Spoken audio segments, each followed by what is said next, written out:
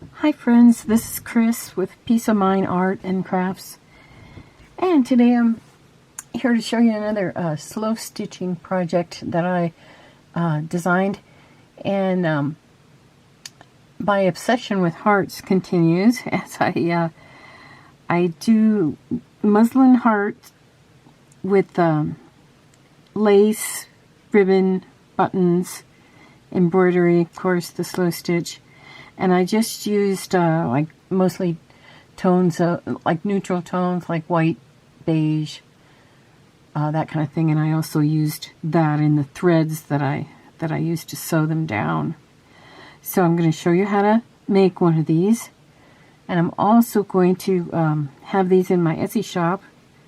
So if you want to check that out, you can. I'm also going to have, besides the finished hearts, I'm going to have a kit that I'm going to sell so you can make your own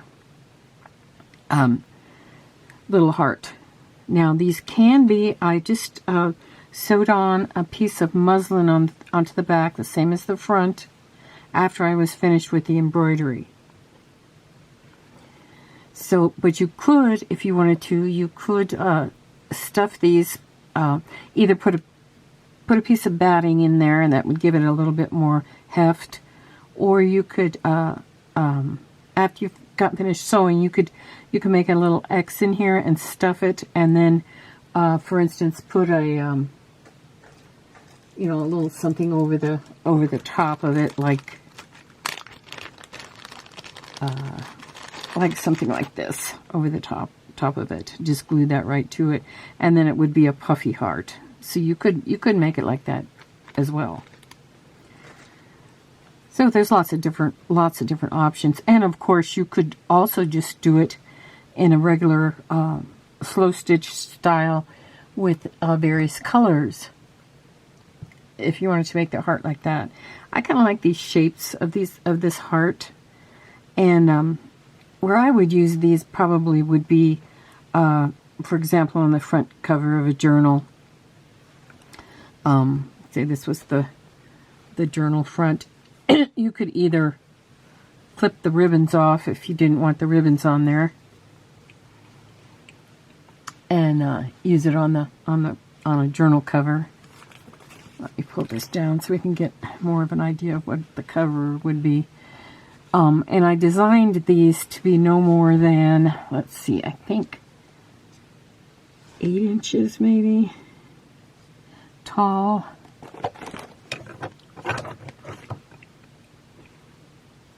Let me check on this side.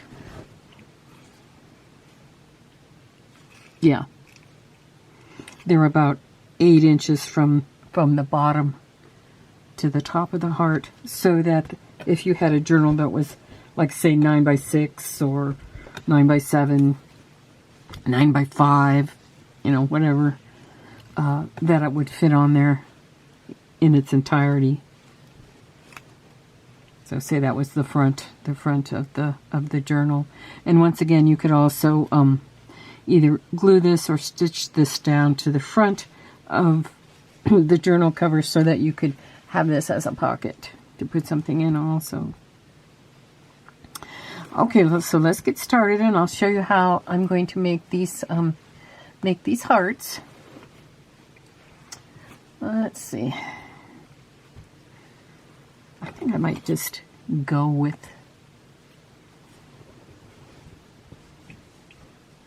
let me get my needle.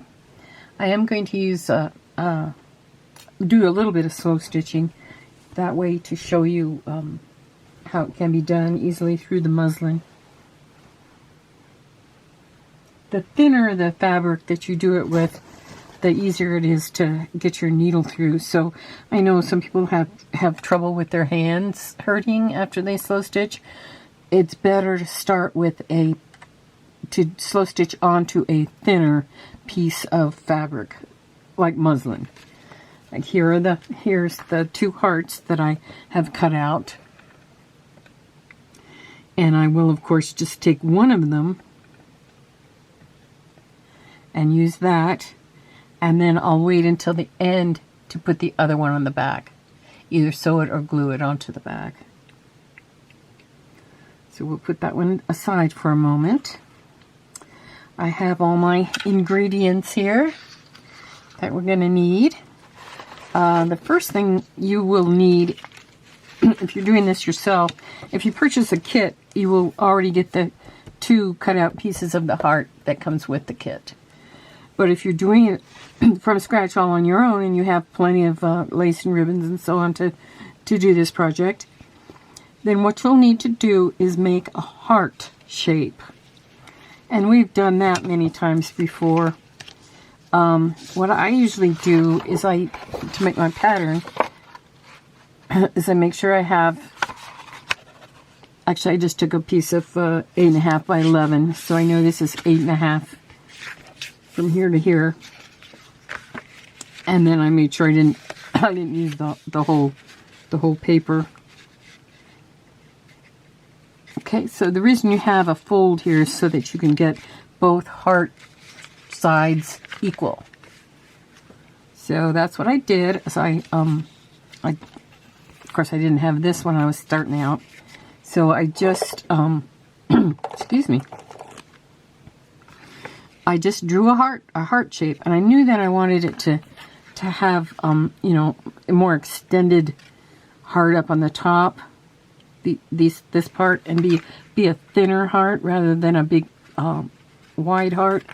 So I started further down. I came up with my pencil, and then I came down. Okay, now that looks a little bit, check this one. It looks okay, but it looks a little bit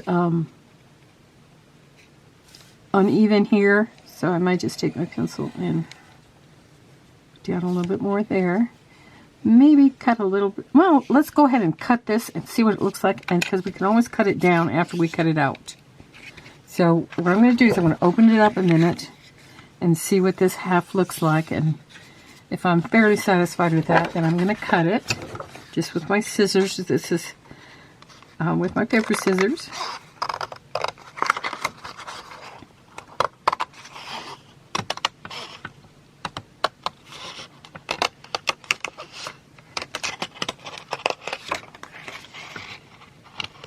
I just got a new pair of paper scissors. Even my old paper scissors were getting all glue filled and everything, so I got a new pair, and then the old pair I'm going to save for just cutting like wire, like thin wire and so on. Okay, so I opened this up. I'm going to take a look at it. I think maybe it's just a little bit too, I don't like the top part of it. So I'm going to kind of maybe shave a little bit of this off the top. I'm going to draw first and then fold it back in half again. And then I'm going to, remember, you don't want this too thin because you're going to want to be sewing plenty of laces and so on down to it. There, I'm kind of satisfied with that size. So then I would use that as a pattern template and put my piece of muslin down onto the table, a full piece of muslin. And then I could just pin this like a regular pattern to the muslin. Okay. A little while ago, I bought like I think 1.5 yards of muslin, and it's almost all gone now. So I'm gonna have to pick up another couple yards of muslin to have on hand for all these projects I keep coming up with. Okay. I really appreciate all of you that I purchased from my Etsy shop. And I also appreciate all of my subbies that watch my videos. And I'm a teacher, and of course I always love being able to pass on use my teaching skills to pass on projects and art and in crafts to other people. So you know that I appreciate you. Okay, so let's take our heart. what I'm going to do is I'm going to use my glue stick a little bit just to adhere this down. I can also use pins. I'll get my pins down here. Can also use pins. And I have my supply of, this is the bag that you'll get if you order the kit. It comes with various items that you can sew onto the slow stitch heart. And then I've got all kinds of laces and ribbons and so on in the category of off-white, ivory, white, that type of thing. I also have some threads that are in those shades. So the first thing I'm going to do is I'm going to kind of start to design this. I won't design the whole thing at once. I'm just going to put down maybe some of the bigger background pieces. And I'm just going to, I can pin this as well. But this glue is that purple glue that you can see, so you can see where you put the glue. And then I'm just going to, and the reason I'm using this glue stick is that it's very lightweight and you can sew through it. So you don't have to worry about it being too thick that you could sew through it. Basically, it's just, you know, if you would put a lot on something, then that would be really adhere down, especially if you're adhering paper to paper. Here we're adhering fabric to fabric, so it's not going to hold that well. It's just holding long enough that you can then sew it down. Okay, then I'm going to kind of try to find my bigger pieces to use as background. Let's try this piece here. Make sure I got the right side on that. Yeah, I think both sides are the same on that one. Okay.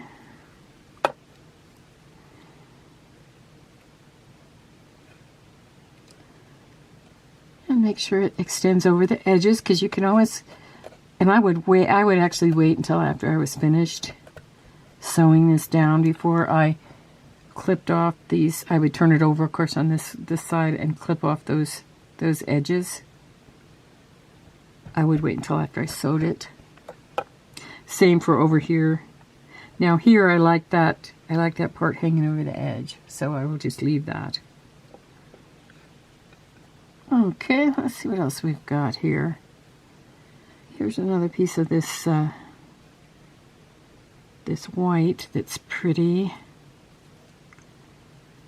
I think I'm gonna put that here so that it can go over the edge a bit. I'm just kind of doing my background of real thin pieces right now, so that I can then start layering the other pieces. And I could go ahead and sew all of these pieces down and then put more on, but you know, I figure why sew through an area, why sew an area that you're going to then cover over something else. So that's kind of why I plan it. Now this is a piece of a doily, a vintage doily. So I don't have too much of that. I want to use that in a place where it's going to really add to this piece, and I think that'll be pretty there.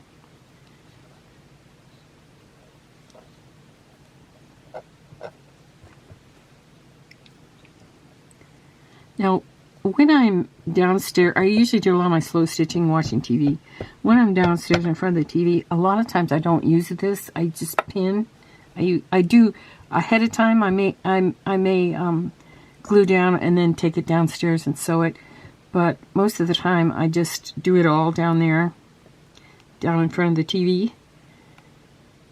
So, but you guys can, you can do it any way you want. Kind of like that there.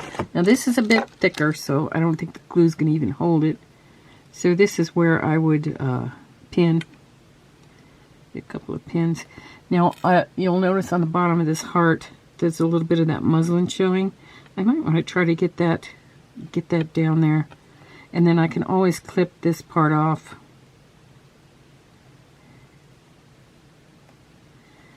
And most of my laces, except for the vintage things, which I get from a lot of flea markets and so on, most of my laces I get from Hobby Lobby, and also sometimes from Michael's. And you can use, you can use anything that you have. I have taken the seam binding and put that, and then ruffled it, kind of ruffled it as I go along, and that turns out really pretty. You ruffle that as you go along and sew it. That makes a really pretty area. This piece is the piece that will, if you're buying a kit, that will come with the kit, so that you'll have something to hang it with, even though you could substitute it for anything you wanted that you have. I make up these kits for people that maybe don't want to go out and buy all this different lace and so on. Maybe they'll just do this one project or a couple of these projects and not do it again. And so why would they want to buy all the different laces and so on? So that's why I make up the kits for people that want to sew it, but I think I like that. And once again, I'm layering it on top, kind of, so I think I'm just going to pin it.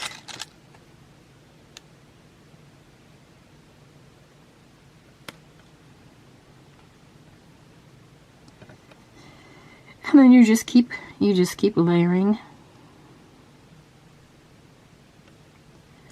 This might have to go here. And see what I mean about the first laces that I put down, I am covering them over for the most part, but that's okay too, because then they'll show through on some of the laces. So don't worry about.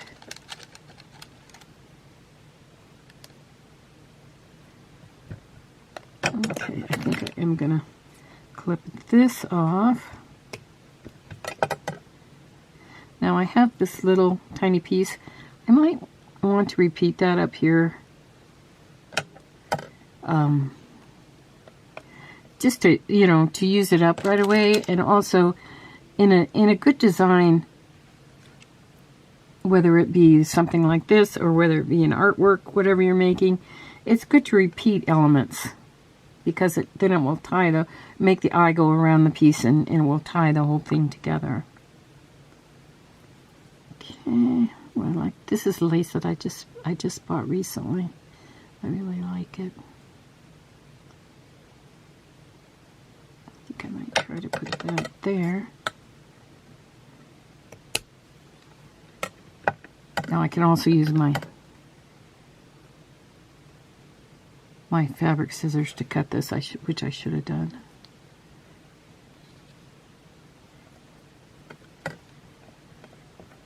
Okay. Now, it's okay that I'm going over that a bit. I do want to kind of trim this just a little bit before I would put that lace down.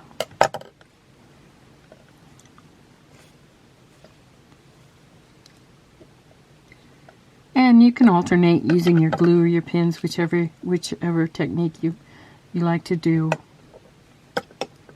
Oops.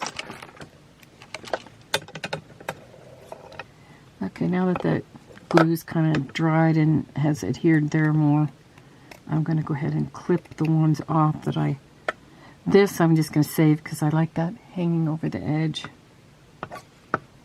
Just clip a little bit.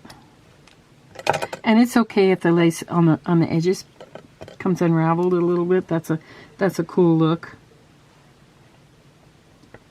And I always figure on anything that I put on my Etsy shop that I would sell, that if someone got this and say they didn't like that little bit hanging over the edge, they can always clip it off themselves. Okay, so don't know if I'm going to use this other piece yet. These pieces that I have here in the bag, I will put on later after I've done some stitching. Or as I go, I might decide, oh, I might like that heart here. And then I'll sew that down. But for now, I'm just gonna leave those and then put those on later, or sew them on as I go. Especially the buttons. And I also will include one of these little muslin yo-yos with if you buy a kit.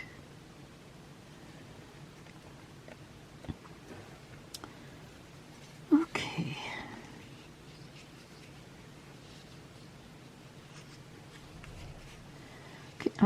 I like Gail, I'm going on a little, my retreat only lasts for like a weekend, and it's with my craft group. However, we don't do much crafting.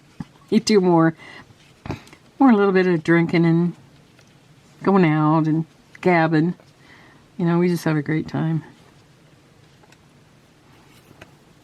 So I'll be doing that this weekend. Girls only, of course.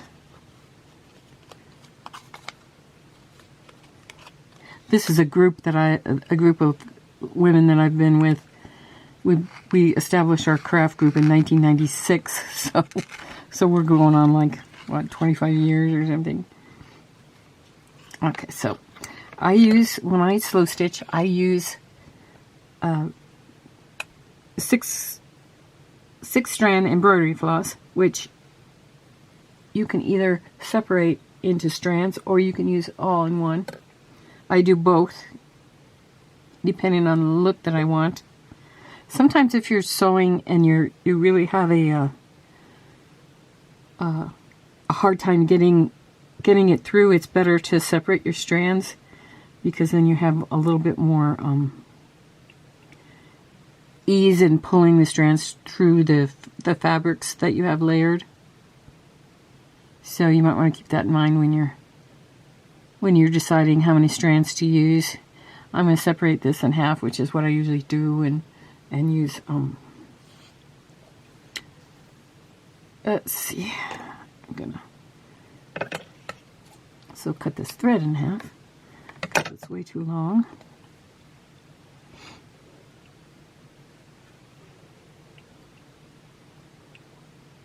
And as you go, you'll notice that this thread kind of catches up. So what I do is I pull it apart and I hold it up as I go. Now, of course, being on camera, this is gonna make a mess all over the place and get all tangled up, I'm sure. But if you're just steady and go slow, then you can pull it apart fairly easily. And I am going to use a large needle, if I can find it, large-eyed needle. Here it is.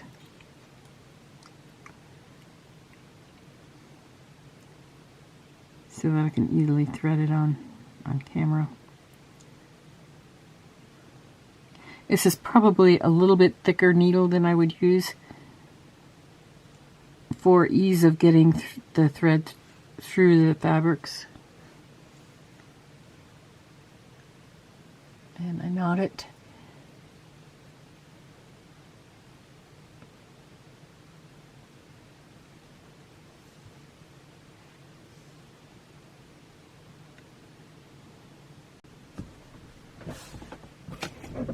Okay, got the thread ready to go.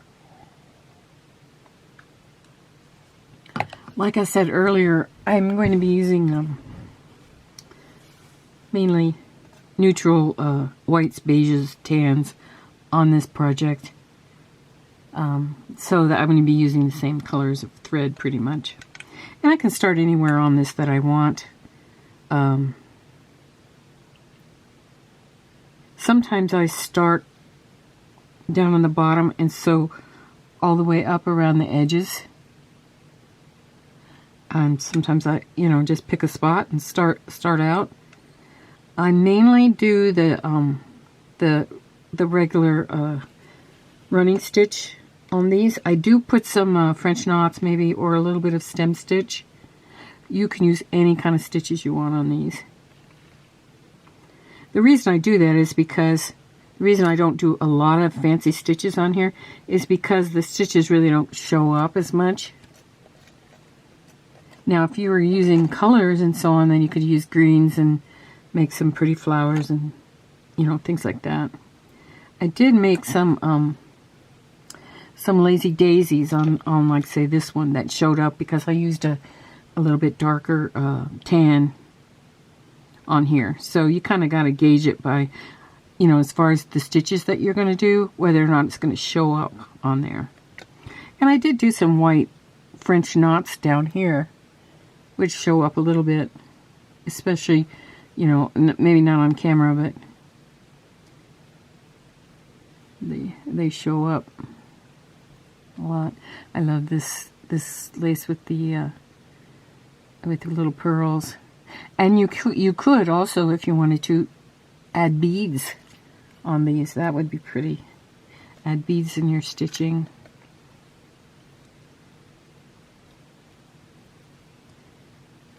Okay, so I'm just doing the basic running stitch, which is, like I said, is in, out, and you can make your stitches as far apart or close together as you want. This is a little fiddly, so, and getting caught up here. You know, if this happens where you're getting a nest thing going on here, what I usually do,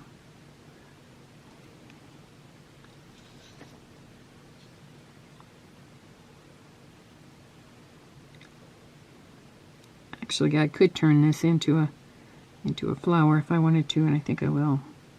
See that kind of nest,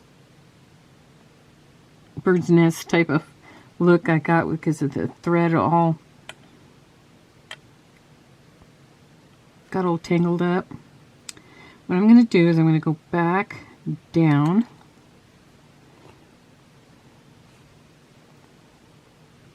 and I'm going to come up in between this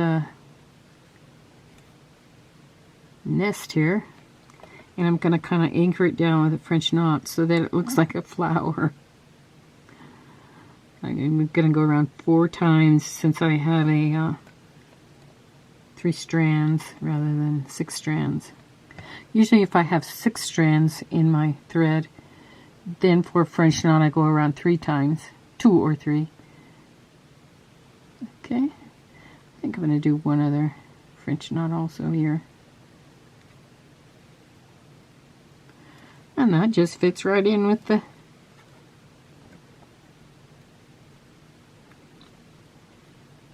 stitch.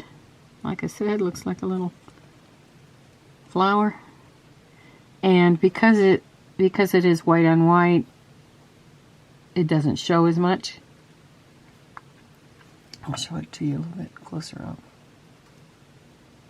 Right there. That's where I did it. See, you can't even tell that that was an error on my part.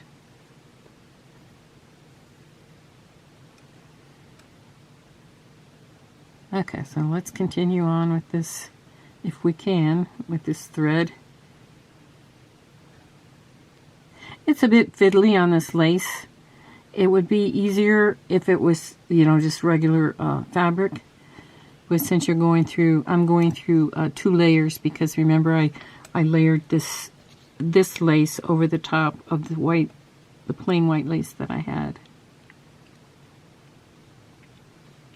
And you can always, if you're having trouble, you can always make your stitches a little bit bigger. That helps.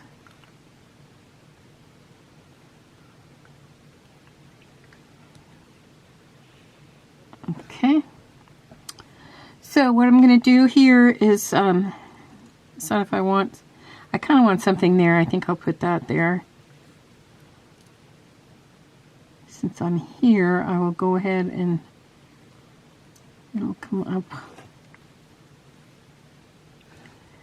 I'm going to take this pin out since I'm going to adhere it down to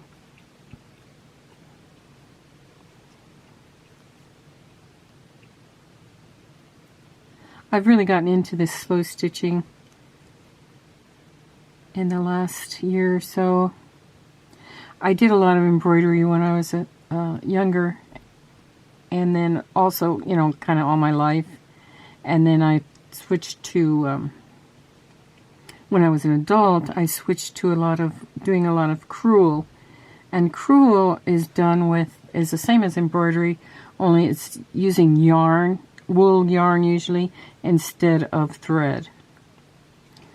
So, and I did a lot of that. I did a lot of my own designs, and I also did a lot of kits. I don't know if I told you guys this before, but when I was in my 20s, I worked at Lee Ward's, which was a craft store very similar to Michael's. And I worked there for about 10 years. And I taught classes, and I, you know, worked the retail area, worked the cash registers. I did a little bit of everything. And that was a really cool job, because I got a discount on all the craft stuff.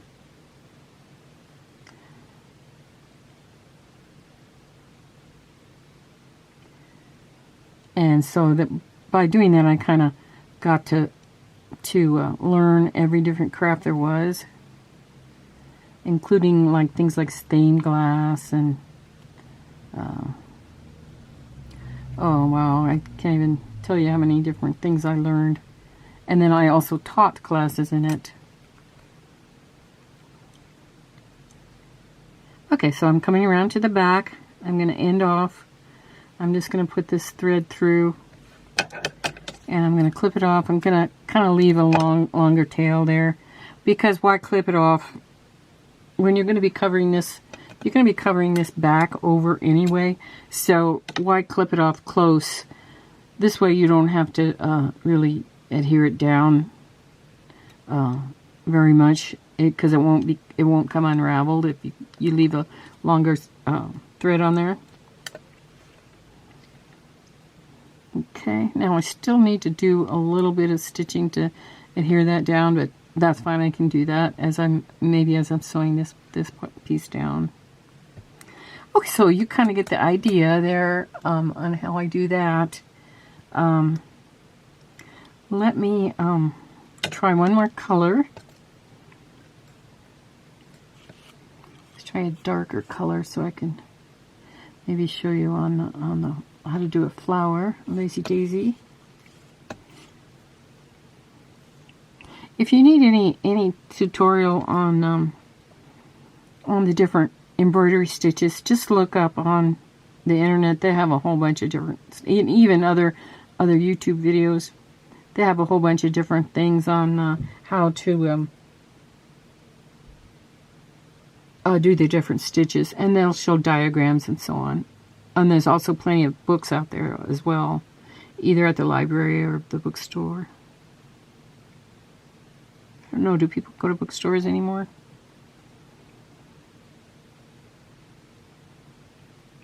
I was one of the first people in line when they came out with a Kindle. Oh, I just love that thing. Of course, I'm a very avid reader, and I hate running out of books. So that ensures me that I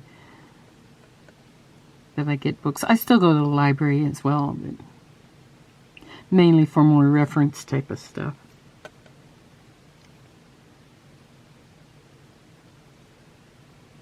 The libraries have sure changed as a whole bunch too. They're kind of becoming more of a community center.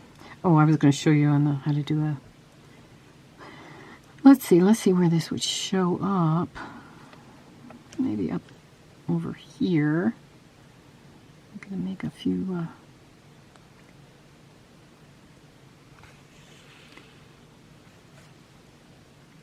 Like I said, it is a bit more tricky sewing through the lace than it is through fabric. You know, just a piece of calico fabric or print fabric. Mainly because the lace has lots of different threads in it to separate. But if you work slowly, and like I said, if you use a muslin or a really lightweight fabric as your base, then you're a lot better off. Okay, so I'm doing the lazy daisy stitch, coming up where I want the middle of the flower. And I'm going to work my way around to make the petal. Put the thread around like this. I'll show you, this is basically what it's going to look like when I'm done.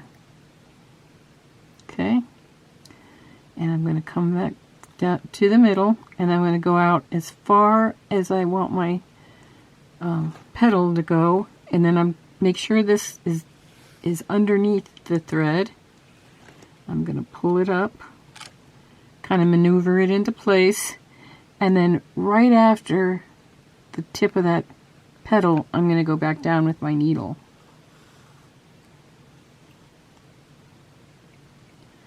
Okay, I'm going to come back up, middle, form my petal. Okay, now I've got kind of a big loop here. You don't have to get your loop real small, because you can just pull it. See how I'm just pulling the loop until I get it like I want it. What happened here? Oh, I know. The thread is separating a little bit too much. Okay, and then when you get it to lay flat, then you can put your needle in, pull it down, continue on your way. Like I said, I make 5 petals usually per flower. You can make less or more. You can kind of wait and decide, you know, maybe if you think it needs another petal somewhere, then you just put it in. See, now that's 4. That just isn't quite enough, so I'm gonna do one more.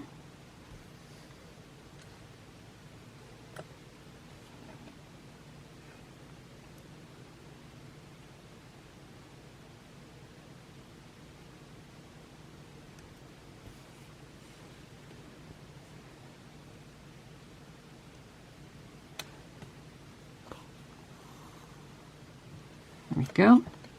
Now I can continue on and make a few more of these flowers, which I think I might do, or I can come up in another spot and continue to use this as a, let me show you, come up and continue to use this to sew down the rest of the laces, and then just use your running stitch.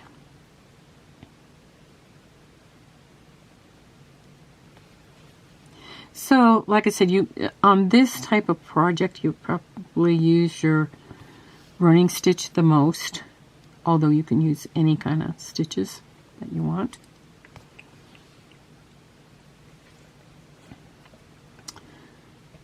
Okay, and just continue. I might start going up this way,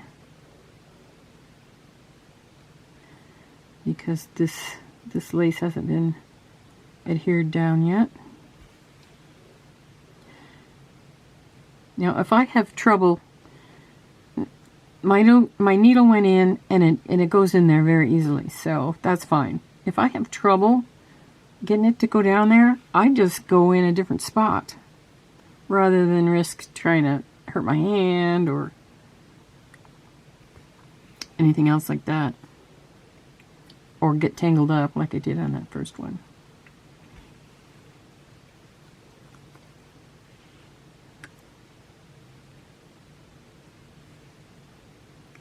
Once you get going on this, it's very soothing.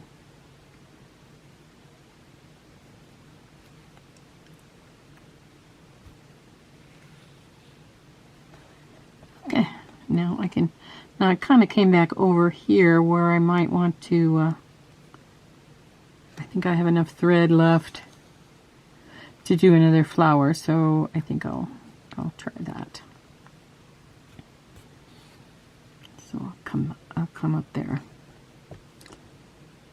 Okay, see how the thread that isn't white shows up a little better on the white and even on the ivory. So you do need to kind of vary your thread color so that you can have a look. I'm gonna have a look at the ones that are finished so I can show you kind of more where the thread is. So you can see I used white all along here. I don't know how well it shows up on camera. I'll have to wait and see, but you can see the stitches.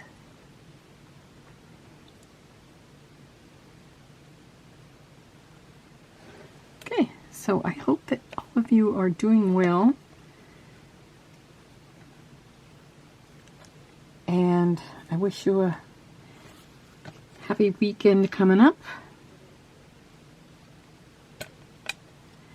If you'd like to purchase one of these or a kit, please visit my Etsy shop.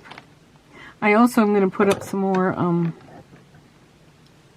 conversation hearts, which people seem to really love. Here's kind of a sampling of those. The ones I'm going to put up on there.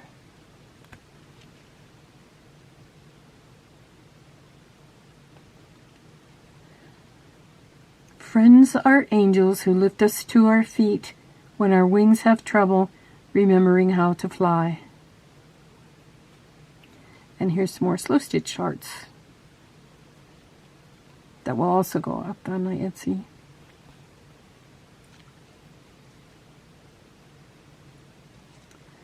These are conversation hearts again. There is no expiration date on your dreams.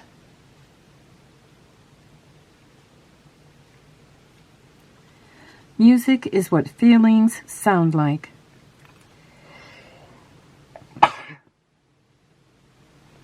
Sorry about that. Nothing feels better at the end of a long day than dog slobber. The best antiques are old friends. That's one of my best sellers. And friendship isn't a big thing, it's a million little things. It's not true. Okay, well, I know I'm going to have fun this weekend with my craft group girls. So I hope all of you do. And I wish you all peace of mind. Take care. Bye for now.